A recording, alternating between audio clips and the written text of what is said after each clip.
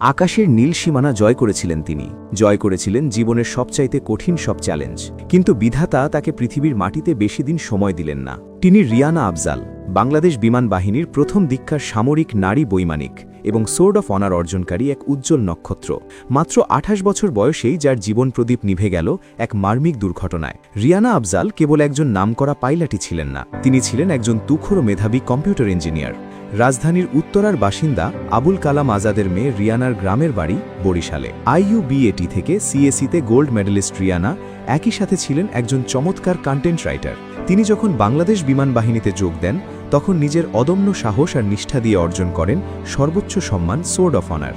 বিমানের ককপিটে বসে যিনি আকাশ জয় করেছিলেন, পরবর্তীতে তিনি উচ্চতর প্রশিক্ষণের জন্য যুক্তরাষ্ট্রে পাড়ি জমান। সেখান থেকে বিরতিতে দেশে ফিরেই ঘটে গেল সেই হৃদয় বিদারক ঘটনা। 2025 সালের নভেম্বর মাস বন্ধুদের সাথে বাগেরহাটের মংলা এলাকায় সুন্দরবন ভ্রমণে গিয়েছিলেন রিয়ানা। পশুর নদীতে একটি পর্যটকবাহী ট্রলারে চড়ে যাওয়ার সময় হঠাৎ দুর্ঘটনায় কবলে পড়েন তারা। ট্রলারটিতে থাকা 14 জন যাত্রীর মধ্যে 13 জন কোনোমতে প্রাণে বাঁচলেও নদী গ্রাস করে নেয় রিয়ানাকে। টানা 3 দিন নিখোঁজ থাকার পর নদীর তলদেশ থেকে উদ্ধার করা হয় তার নিথর দেহ। রিয়ানার এই অকাল মৃত্যু কেবল একটি পরিবারের শোক নয়, এটি পুরো বাংলাদেশের জন্য একটি অপূরণীয় ক্ষতি।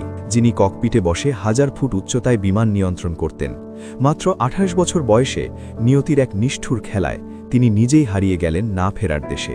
IUBATর গোল্ড মেডেলিস্ট থেকে শুরু করে বিমান বাহিনীর সাহসী অফিসার, প্রতিটি পদক্ষেপে রিয়ানা প্রমাণ করেছেন যে ইচ্ছে থাকলে বাঙালি নারীও অসাধ্য সাধন করতে পারে। রিয়ানা আফজালের জীবন আমাদের শিখিয়ে দিয়ে গেল যে জীবন কতটা অনিশ্চিত। ফ্লাইং অফিসার রিয়ানা আফজাল, আপনি আমাদের মাঝে নেই, কিন্তু আপনার সাহস, আপনার সোর্ড অফ অনার এবং আপনার উজ্জ্বল জীবন বাংলাদেশের প্রতিটি তরুণীর জন্য চিরদিন অনুপ্রেরণা হয়ে থাকবে। আকাশের নীল সীমানায় না থাকলেও আপনি বেঁচে থাকবেন এদেশের মানুষের হৃদয়ে।